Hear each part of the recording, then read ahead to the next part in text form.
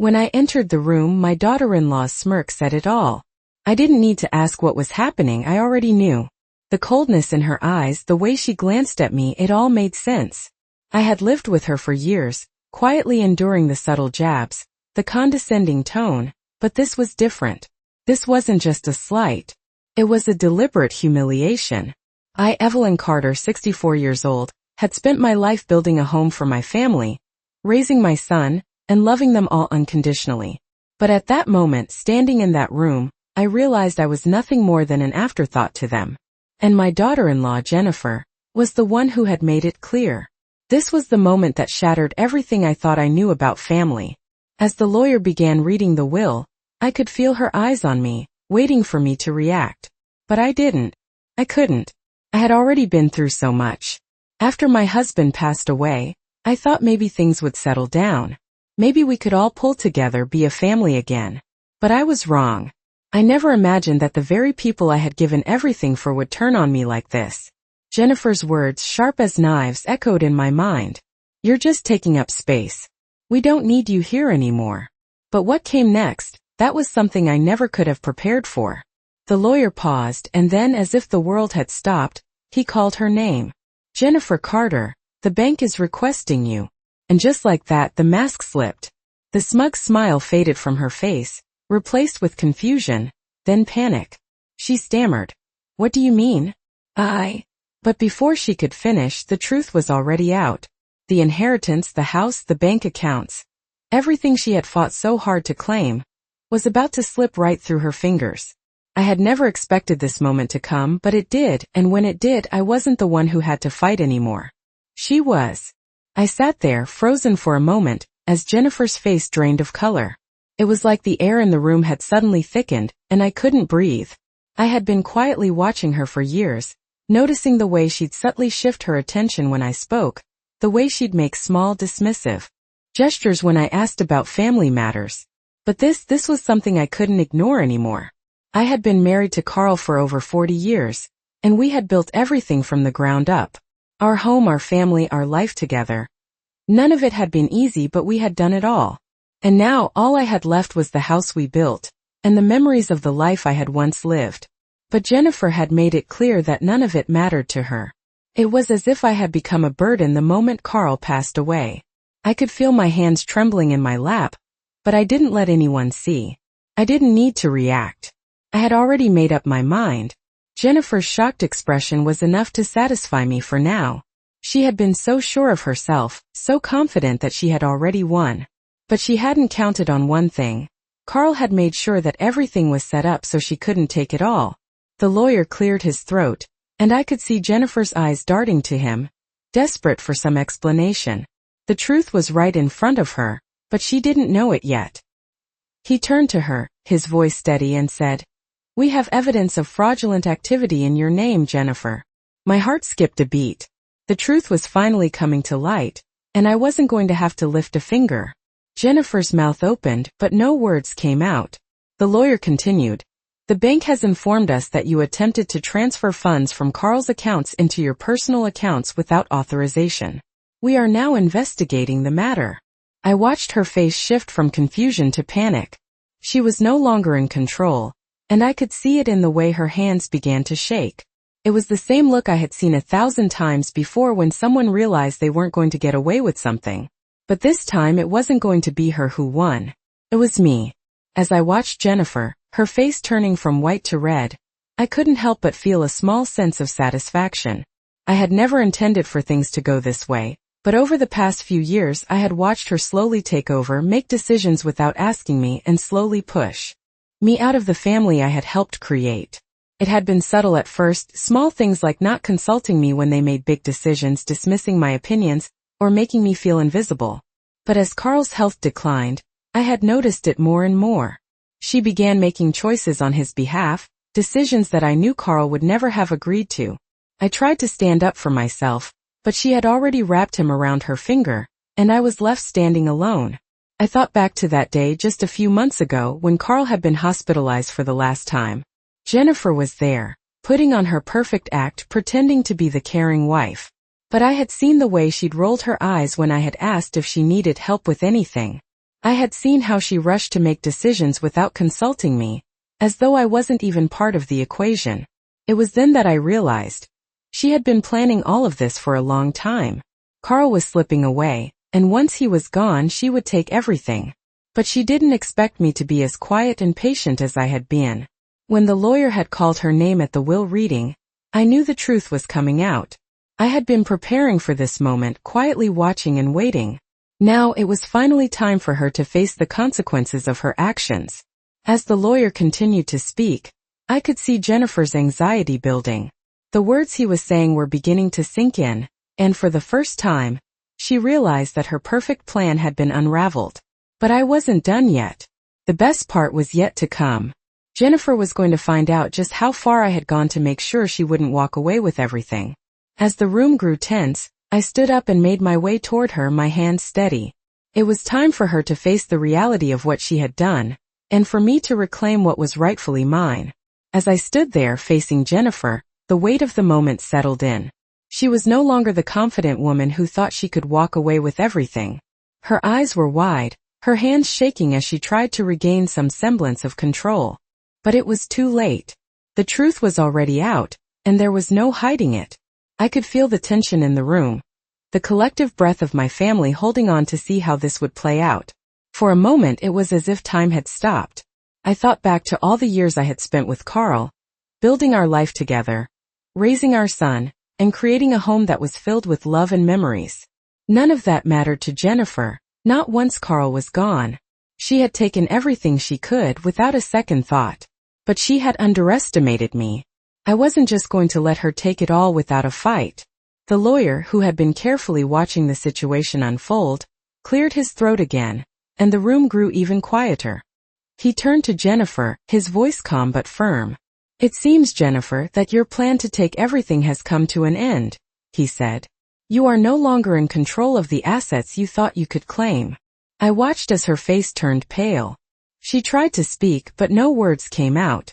It was as if she had been struck mute by the realization that everything she had been banking on was slipping away. But I wasn't finished yet. I looked around the room at the rest of the family, who were all watching in stunned silence. This was my moment. It wasn't about revenge. It was about reclaiming what was mine, what Carl and I had built. I took a deep breath, and with a calm that surprised even me, I spoke up. "I don't need to explain myself to any of you," I said, my voice steady. "But what I do need is for you to understand that I won't be a doormat anymore." Jennifer's expression twisted into one of pure panic as she realized I wasn't backing down. I could feel the power shift in the room. For once, I wasn't the one standing in the background. I wasn't the one who had been ignored and dismissed. Now I was the one holding the cards, and Jennifer knew it. The lawyer continued to speak, but I couldn't help but smile inwardly. This was just the beginning of the new chapter in my life. One where I was finally going to take control of my own destiny. Jennifer stood there, her mouth open but no words coming out. I could see the panic setting in as she realized the full extent of the situation. She had always been the one in control, the one who made the decisions, the one who thought she could walk away with everything. But now, standing in front of me, she was the one who had been caught in her own web of lies. I had known for a long time that something wasn't right, but I had chosen to stay silent, to let her think she had won. It wasn't until Carl passed that I truly understood the extent of her manipulation. Jennifer had been playing a game all along, a game that I had unknowingly been a part of. But now the game was over. I wasn't going to let her get away with it anymore. As the lawyer continued to speak, I noticed the tension in the room. My family, who had always been so divided, was now united in their disbelief at what was happening. No one knew exactly what to say or how to react. They had all seen Jennifer's behavior over the years, but no one had the courage to speak up until now. I wasn't about to let this moment slip away. "Jennifer," I said, my voice steady and clear, "I'm done being silent. This house, this family, it all belongs to me and Carl. Not you." Her face flushed with anger as she tried to recover, but I could see the fear in her eyes. She had never expected me to stand up for myself like this.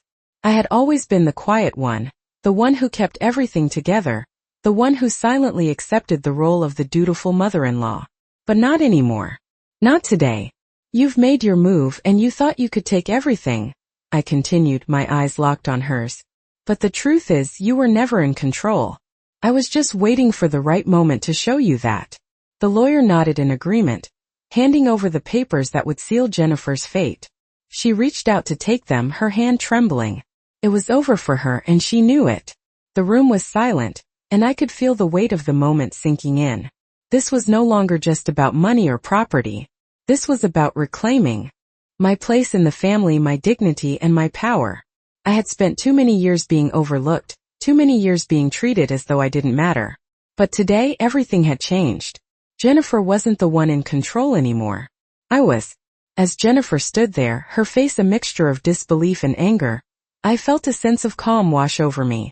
This was the moment I had been waiting for, the moment when I could finally take back control.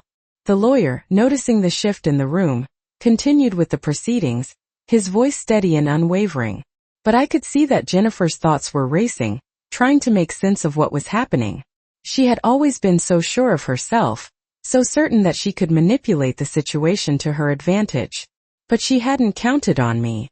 I had spent years watching, listening, and waiting for the right time to make my move. And now as I looked at her, I knew it was time. I could see the fear in her eyes, the realization that her plans had been exposed. For the first time, she was no longer the one in control. The room felt colder, and I could feel the weight of everyone's gaze on us. They were all watching, waiting to see what would happen next. But I didn't need to say much. I had already said enough. I had shown them all that I was not the weak, quiet mother-in-law they had come to expect. I was not the one who would be pushed aside. Jennifer, still reeling from the shock, finally spoke up. Her voice was shaky, almost pleading. "This isn't fair," she said, her eyes darting between me and the lawyer. "I've worked hard for this. I deserve it." Her words hung in the air, but they meant nothing to me. "You deserve nothing," I replied, my voice cutting through the tension. "Not after what you've done." I could see the walls closing in on her. She had thought she could play the system, thought she could outsmart everyone, but she had underestimated me. I wasn't the same woman she had dismissed all these years. I wasn't the same woman who had been ignored and overlooked. The lawyer turned to Jennifer, his face unreadable. "The documents are final.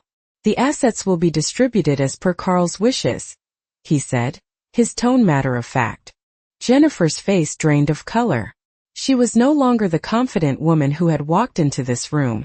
Now she was the one on the defensive, the one who had lost everything. I didn't feel any joy in her downfall, but I did feel a sense of justice. Carl had always been a good man, and I had always been by his side. And now I was finally getting what was rightfully mine. It was over. Jennifer had lost, and I had won. As the silence settled in, I could hear my own heartbeat, steady and calm, in contrast to the chaos that seemed to be unfolding before me. Jennifer was no longer speaking. She was frozen, her mouth slightly open as if she were waiting for the world to come back to her, for some miracle to turn things around. But I knew there was no going back. The reality was that this was over and I had won. For years I had been quiet, always the one who took a step back, always the one who tried to keep the peace, always the one who put my family first. But now I had been pushed too far, and I wasn't going to let her win. Jennifer had underestimated me in ways she couldn't even begin to understand. She had thought I was just a frail, aging woman who didn't have the power to fight back. She was wrong. She had mistaken my silence for weakness, and now she would pay the price for it. I glanced around the room, noticing the faces of my family members, most of whom had remained silent during the proceedings. They had all seen what had happened, and though some of them tried to hide it, I could see the understanding in their eyes. This wasn't just about money or property. It was about respect. It was about acknowledging the years I had spent building this family, caring for it, and giving everything I had to it. I hadn't asked for much in return. All I had wanted was to be treated with dignity. And now, for the first time in a long while, I felt like I was finally getting that. Jennifer, still in shock, turned to her husband, hoping for some support, but Wade's expression was one of confusion and disbelief. He had never been fully on her side, not really, and now he seemed lost. He glanced at me briefly, his eyes not meeting mine, before he shifted his gaze back to the lawyer. I could see the internal battle in him, torn between loyalty to his wife and the undeniable truth of what was happening. The lawyer, seeing that things had finally come to an end, turned to Jennifer one last time. "The decision is final," he said, his voice unwavering. "There is nothing more to be done." Jennifer didn't respond. She just stood there, her face pale, her hands trembling slightly. The room was still. No one moved. It was a moment of clarity, of finality, and for the first time in a long time I felt a sense of peace. It was over. The house, the legacy, the family. Everything was finally where it belonged. I had not just survived, I had prevailed. As the final words of the lawyer hung in the air, I could feel a strange calm settling over me. Jennifer, her shoulders slumped, remained motionless, her eyes fixed on the ground.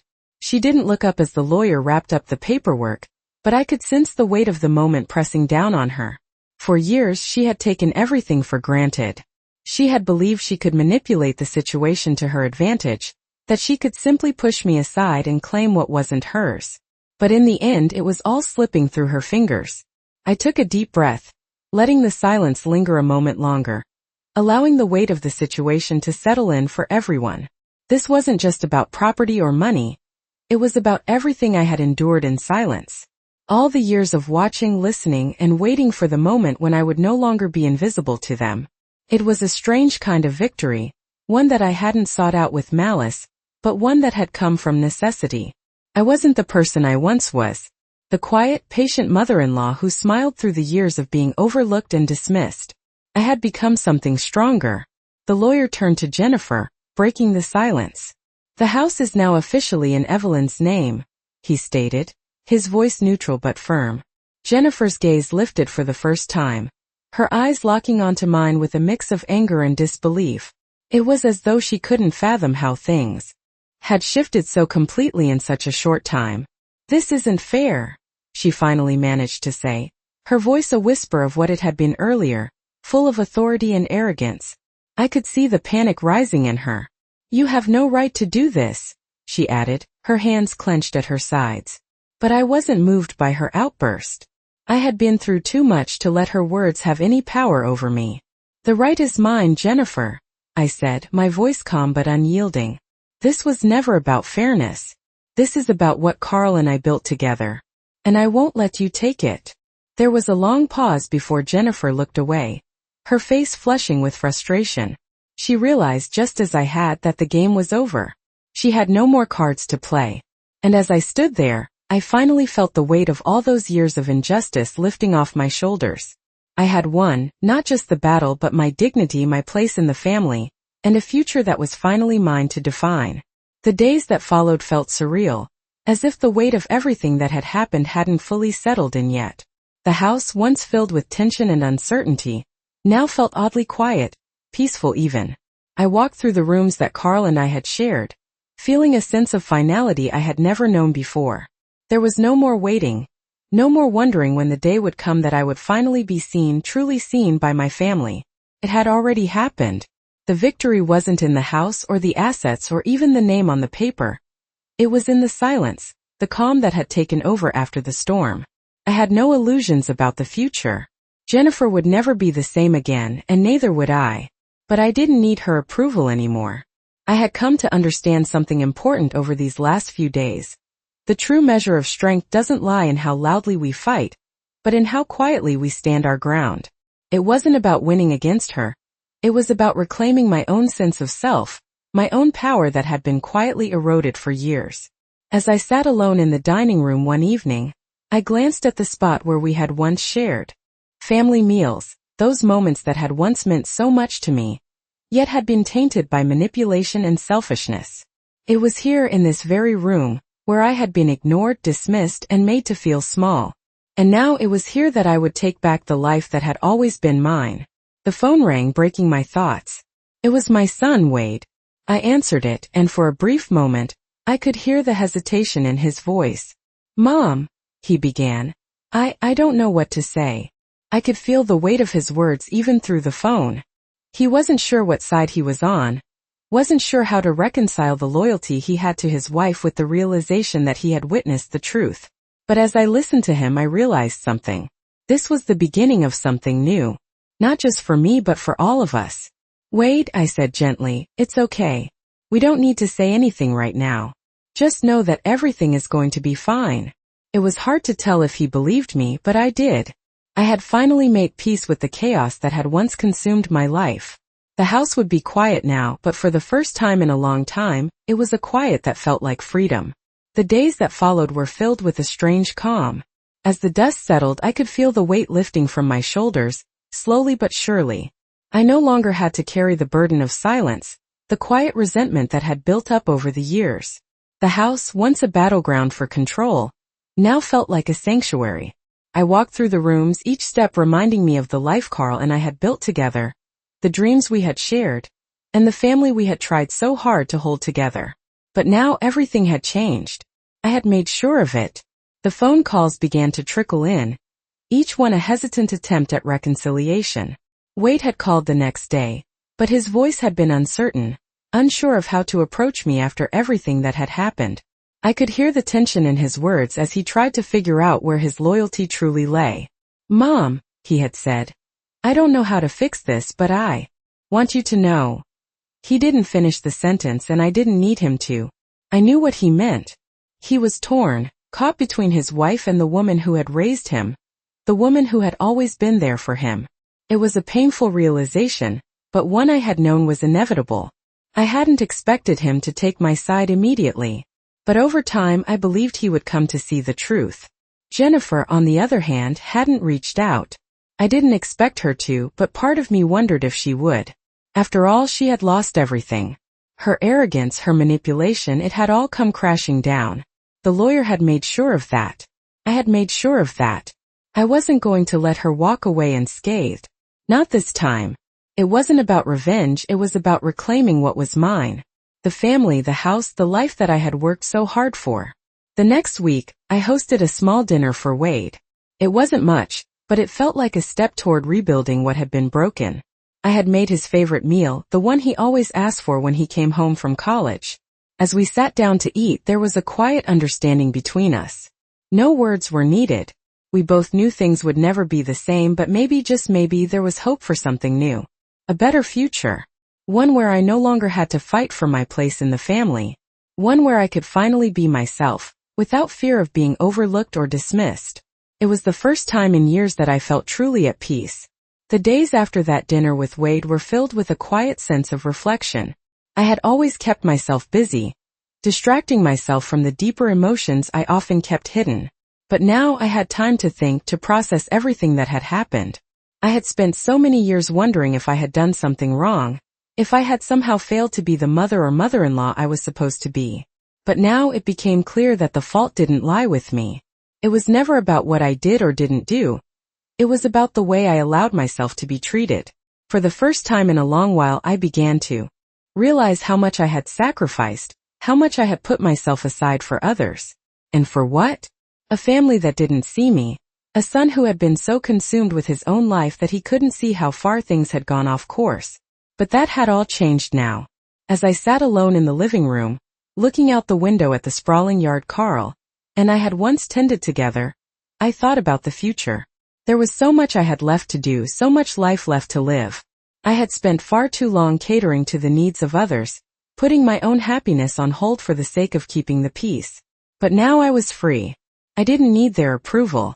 I didn't need anyone's permission to live my life the way I wanted to. Wade had been quiet in the days following our dinner, but I could sense that he was still processing everything. I knew he felt conflicted, torn between his loyalty to Jennifer and his love for me. But deep down I knew he would come around. It would take time, but he would see that I wasn't the enemy. I wasn't the villain of this story. I had always been there for him, for the family, and now it was my turn to take care of myself. Jennifer, on the other hand, hadn't contacted me. I didn't expect her to. She had burned her bridges, and I wasn't about to extend the olive branch. She had shown me who she truly was, and I wasn't interested in trying to mend things. What I had learned in all of this was that I had the power to control my own narrative. I didn't need her in my life, and for the first time I felt proud of that. As the weeks passed, the house settled into a new rhythm. It was quieter, but it was also more peaceful. I had a newfound sense of strength, of clarity. I was no longer just a bystander in my own life. I was living it on my own terms, It had been a few months since everything had settled, and yet every morning still felt like a quiet victory. The house, once filled with the noise of conflict, now held an almost serene silence. I found myself waking up early, sitting in the kitchen with a cup of coffee, watching the sun rise over the backyard. Carl had loved mornings like this, quiet, peaceful, and full of possibility.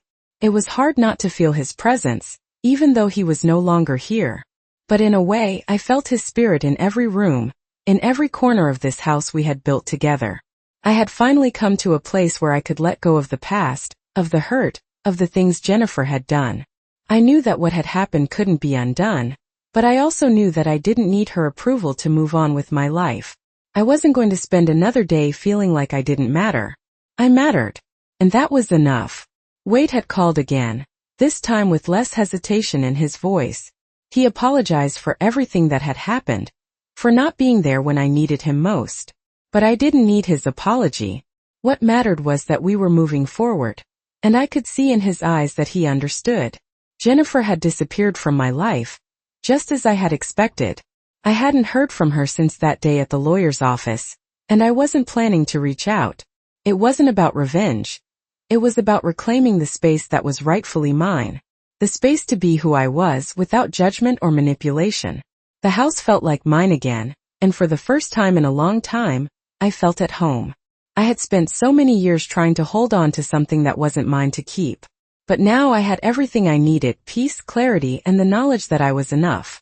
The days of living in the shadows were over. I was standing in the light now, and it was a beautiful thing. I had lived my life for others for so long, but now I was going to live it for myself. And that was the greatest gift I could give myself. There would be no more second-guessing, no more wondering if I was doing the right thing. I knew now without a doubt that I was finally free. And with that freedom I felt a sense of joy, a joy that I hadn't known in years.